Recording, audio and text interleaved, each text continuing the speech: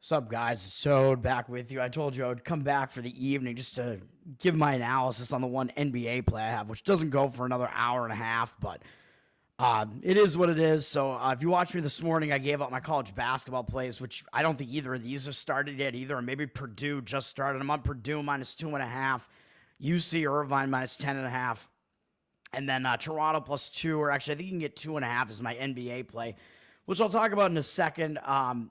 I wish I got to this earlier, like right when I got home, because I could have given you some of the other breakdowns of some of these games here. But I mean, Carolina is just a huge favorite against Detroit. The Detroit is actually winning right now, but I didn't really have a whole lot to say about any of this NHL slate, really. I mean, Dallas and Winnipeg is really the only huge game. Winnipeg up from minus 110 to minus 130, 57% of the tickets, 86% of the cash on Winnipeg.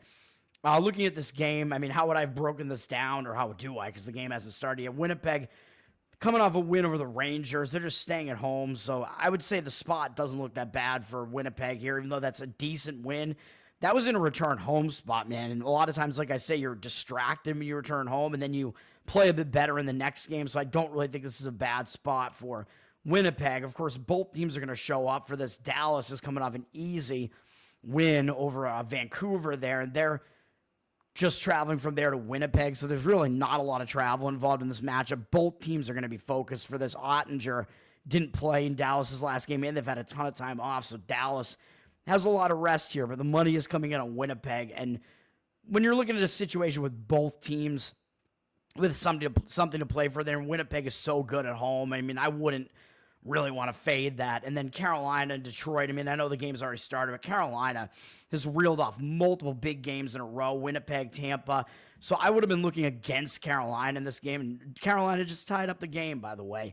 So again, I wish I got to this analysis earlier to talk about these games, but seemed like maybe after that run of like pretty big wins, they'd maybe be in for a little bit of a letdown. And it's a quick road revenge spot for Detroit because Carolina just won at Detroit. Detroit needs the game more because they're fighting for a wild card spot. Carolina's already going to make the playoffs. Detroit coming off that win over Buffalo, which I think, even though they just destroyed them, I don't think that's going to make them overconfident. You know, I mean, that just broke like a 6-game loss streak. So I think that helps end that momentum for them. So I would have been looking towards Detroit in that game. NBA slate, I know my Boston Celtics have already got tipped off here. I could see like differing opinions on the Celtics game, really. Celtics down from 9 to 8 here, 61% of tickets, 72% of the cash. It looks like it's going to be tied or close to it going into halftime. Yeah, it's tied at 50 going into halftime. Celtics at the Heat. Celtics usually bounce back when they're going out on the road after a loss at home. That is a situation that the Celtics are usually good in, but a lot of times it's off like a really ugly home loss, and this was not an ugly loss. This was a loss to Oklahoma City, which is a big game. But a lot of times the Celtics will bounce back from a loss like that and play better on the road. But in a spot like this, I didn't really love it, to be honest, because they're coming off a big game, man. It could be a hangover spot, and that was a loss not only against a good team, but it broke their winning momentum that they had. So I could see that going the other way, really, and not being a bounce back for the Celtics, even though a lot of times they do have the bounce back. Celtics have really dominated Miami recently, too. I think they've won 9 of the last 10 games against Miami, and now Miami's without Butler. But again, with the Celtics coming in, Miami's going to show up to play for this one game, and they're staying at home on this bad loss streak. It's one opponent that you will still get up for, even if you're a team that is kind of dead like Miami is. So I would not have really loved looking towards the Celtics in this one, in my opinion. I mean, what other games do we even talk about here? I mean, I have my game, and then we have the two big games. Cleveland is at Memphis. This is a pretty big game. Cleveland just obviously on a hot streak right now. They just came off that game against Brooklyn where they really didn't play very well. Won the game anyway at home. It was kind of sandwiched in between two bigger games. I think they probably didn't even pay attention. I think they might have rested some guys, and they still won.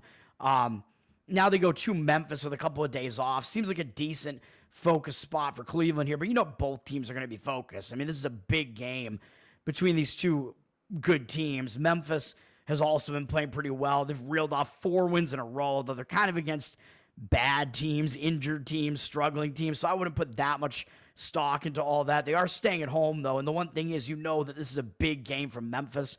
And it probably means a little bit more than it does for Cleveland, because I think Cleveland, with that win over Brooklyn, I think they like clinched a playoff spot or something like that. Even though, how big a deal is that? I don't know, because you knew they were going to make the playoffs anyway. But Cleveland, only a 2.5-point favorite, actually down to 2 with juice.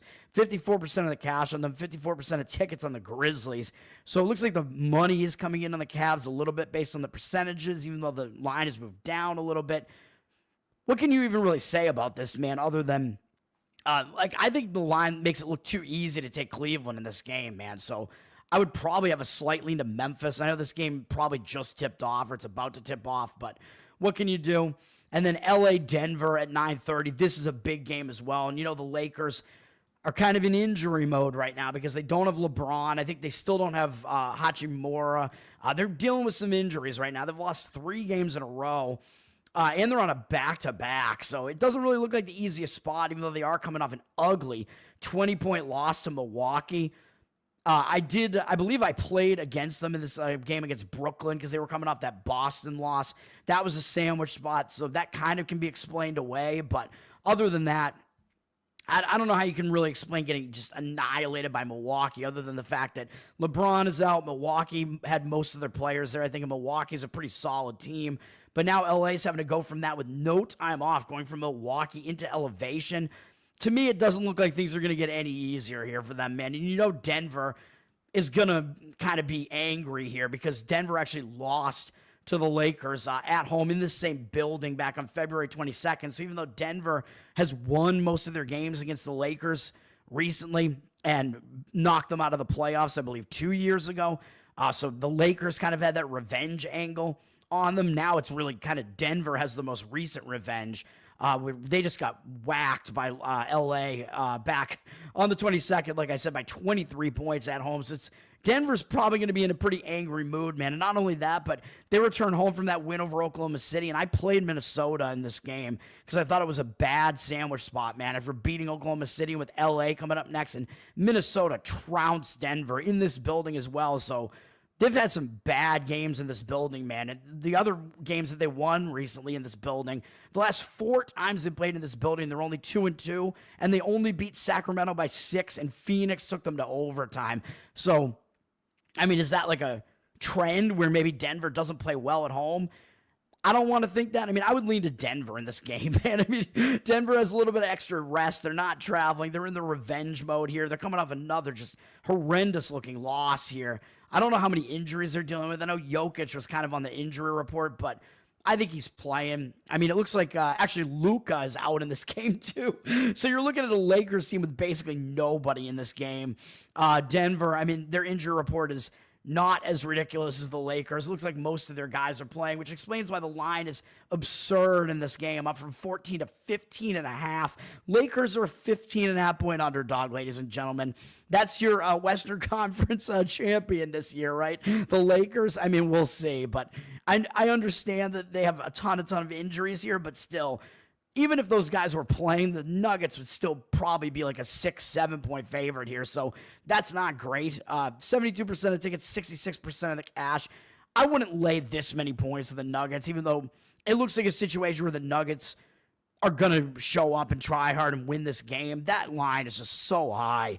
There's no way that I would do it. But what I am doing is playing the worst game on the board here. And it looks like the money's going my way.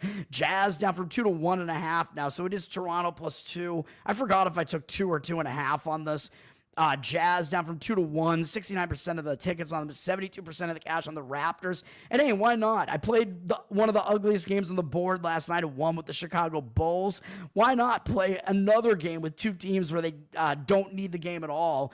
And the situation here is that I think the spot's better for the Toronto Raptors here, man. Even though I know they've looked decent recently, winning 5 of their last 6 games, but one of the wins was against Washington, and they actually lost to Washington, so that's not good. One of the wins was against this Utah team, so yeah, technically Utah is going to have revenge here. That was at Toronto. Toronto did pull off 2 upset wins over Orlando, which very weird. Orlando's just really, they have not put it together, so not really an impressive win streak. That would have me like almost kind of looking to go against Toronto here because, well, it's revenge for Utah. Toronto, they've been winning these games, but they've been winning against bad teams. Yeah, but guess what? Utah is also a bad team, okay? So it's not like Toronto's stepping up in class here, even though they're going into elevation here. I actually think they're going in with a little bit of momentum here, and they're starting a road trip. And you know I always say, when you start a road trip, you want to get it off on the right foot, so that tends to be more of a focus spot. And on the other side, the thing that puts this over the top for me is how bad the spot is for Utah. Utah's returning home from a road trip. They've been on the road since March 5th. And you know I always say, you return home from a road trip, it's a distracted spot. You want to get back to home life. You got stuff to do. And yeah, while I know Toronto beat them, up in Toronto while Utah was on that road trip. Utah, in their last 2 games on the road trip, lost by 6 at Boston, even though I know the Celtics had a lot of guys resting in that game. Still, they played the Celtics to within 6 on the road, and then they played Memphis to within 7, and this game was actually pretty close all the way to the wire, man. Utah actually was within 1 possession in the final minute of the game. They're winning with 1:16 left in the game, so they almost beat Memphis, taking Memphis to the wire as a 10.5-point underdog. So you're looking at a Utah team that's not only returning home from a road trip, but they really have nothing left to play for on the season. I think they completely shot their wad in these 2 games, man, against Boston as 15.5-point underdogs and against Memphis as whatever I just said, 10.5-point underdogs. And Minnesota up next is a bigger opponent as well. So I just don't really see that much reason that they're going to be focused here. Utah, they played hard in those 2 games. Yeah, for sure. They played hard in some of these games. They haven't stopped playing hard. I'll give them that, but neither has Toronto. I mean, Toronto's been winning these games.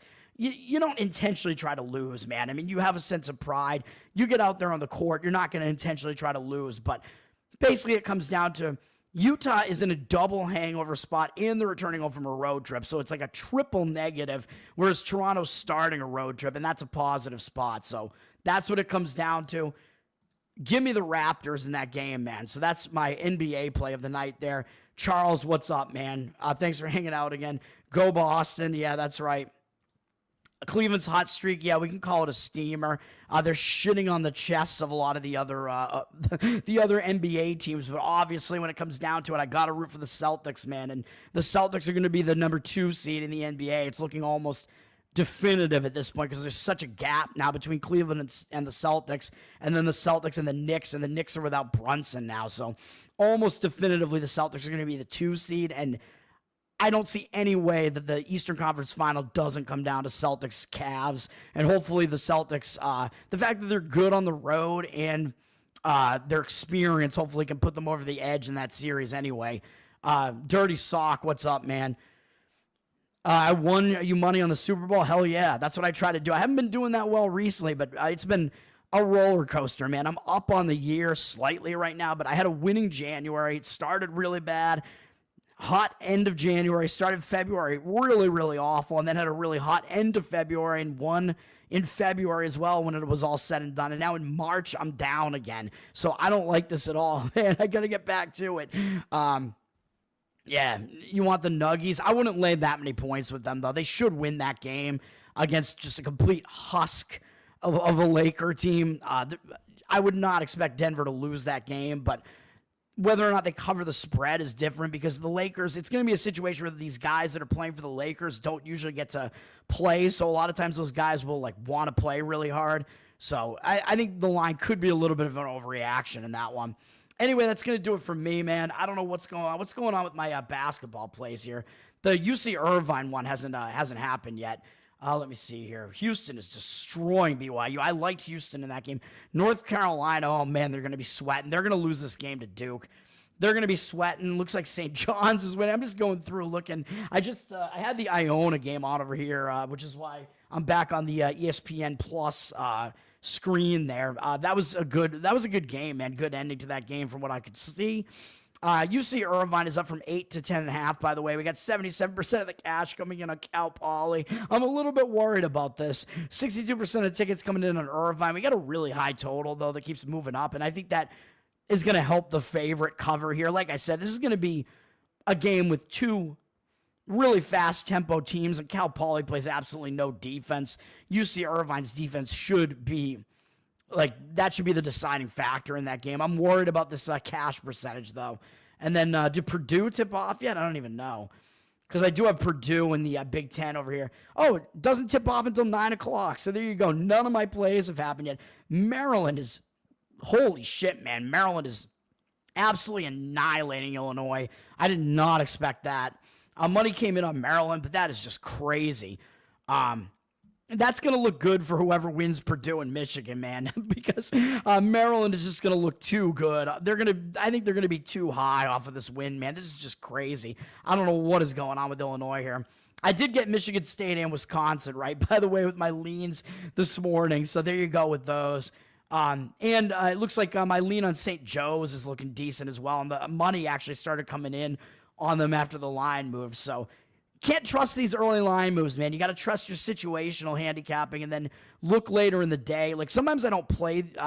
Anything that I say is a bet I'm going to play at some point during the day. But sometimes you want to see like the market kind of like flesh out a little bit more. In the morning, it's really hard to read. In Purdue, you can see here, the money has come in on them. Up from 2.5 to 2.5 with juice. 57% of tickets and 65% of the cash. So the money's coming in on Purdue. So the market read on Purdue looks good. So hopefully that continues, baby. Let's get it done, man. And I do like Texas Tech, by the way. I mentioned that this morning, but you can go see my analysis on that. I still like that one as well. So we will see what happens tonight. It's going to get interesting, man.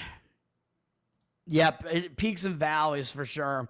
I've done this for like 18 years now, and I'm up over that, and I've only lost 2 years, but one of them was last year. I was really, really good towards the end of the first year I started doing this. I had a really good run, though. And by the way, we're getting into baseball season, by the way. We're going to be kicking off baseball season. I do baseball as well. Baseball is one of my better sports, actually. And it's the sport where I do the most totals, so I know it's going to be boring. I play a lot of unders in baseball, but that's just the way that it is. So that's going to get going as well. And it's going to get going early, probably in about a little bit over a week. Baseball is starting with those couple of weird games before the actual season starts, but they're considered regular season games out in Korea, I think, with it's Dodgers Cubs again out in Korea because they both have Asian starting pitchers. That's just going to be what it is. I don't bet those games, though. So, yeah, Maryland is sending Illinois to the ER. I have not done Smooth Criminal. I have to look to see what the chords look like. It might be difficult. I don't know. Yes, thank you. That's how I break that Nuggets game down. I don't think the side in that game is really playable, really, with that number at 15.5. Baseball has always kind of been my favorite sport just because I was like just a statistics nerd, basically. And baseball was so discreet. I loved it. It was like this at bat can only have this certain amount of like determined results. Like, so how is this at bat gonna finish? You know what I mean? I used to love like filling out the baseball like score sheet and stuff. Yeah, I used to love that, man. I like baseball, but it's the rule changes that they put in place have kind of ruined the sport. So it was way, way better in the 90s. We need to bring back the Royd era and bring back, like, old school baseball. These pitchers, everything is pussified now, man. Like, you don't even see pitchers go complete games anymore, really, for the most part. And it was happening all the time not that long ago, and that's what I was used to. Dude, I grew up, I would go to Fenway Park. I saw Pedro Martinez pitch several times in person. Never going to see anything like that again. It was like almost ensured that the Red Sox were going to win when Pedro was on the mound. Like, you're never going to see anything like that era again, man. It sucks. All right. This is pre the steak and BJ. I'm going to give myself that in like a few. Once I get off of here, I'm going to eat. Yep, the new rules suck. I hate the pitch clock. I hate even more the runner on second, which they said they were going to get rid of, and they put it in place during COVID for safety. How the fuck does that even make any sense? They're just using COVID as an excuse to like completely change everything. It's the new world order, man. It's the new normal of baseball. Fuck all of that. Roll it all back. Definitely get rid of the runner on second rule. Total bullshit. Anyway, on that note, very positive note for me. Let's win all three of these bets tonight, man, because I'm fucking pissed. Let's do it. The Royd era. Yeah, the era of Royds. Dude, there was nothing like that. If you lived through that, like I was, how old was I back then? The McGuire Sosa, the race to see who was going to which one of them was going to get the new record because they both beat the record that year. And McGuire wound up getting what, like 3 or 4 more home runs than Sosa did that year. And they both beat the previous record, which was it also McGuire's? I don't even remember. I forget what it was now. And then Bonds, I remember, broke whatever that record was, which there was kind of less of like hoopla about that, I think. But the McGuire-Sosa race was awesome. Dude, it was like must watch every time you had the Cubs and the Cardinals, and they were in the same division, so they were playing each other. So those games were like, you had to watch those games. Like, is one of them going to hit a home run? It was crazy. And then the guy that like caught the McGuire like 70th home run or whatever, like wouldn't give the ball to him. I don't know. There was some weird shit going on there. And then I think he wound up like making some sort of deal. I don't remember. Maybe I'm just making this up. I'm pulling it out of my ass. National news, just a kid. I was, what year was that? I feel like that was like, what was that? Like the late 90s maybe. So I was like in high school. Basically, like I remember watching those games. It was awesome. All right, I got to get out of here. I got to get something to eat. Let's get these wins, man. All 3 of my plays are late tonight. None of them start until 9 p.m. Eastern. So that's just the way that it worked out today, man. Let's get it done. Let's enjoy these college basketball games. It's March Madness time, baby. Selection Sunday's coming up. Let's get it done. Peace, everybody. Thanks for hanging out. Tower Gang as well.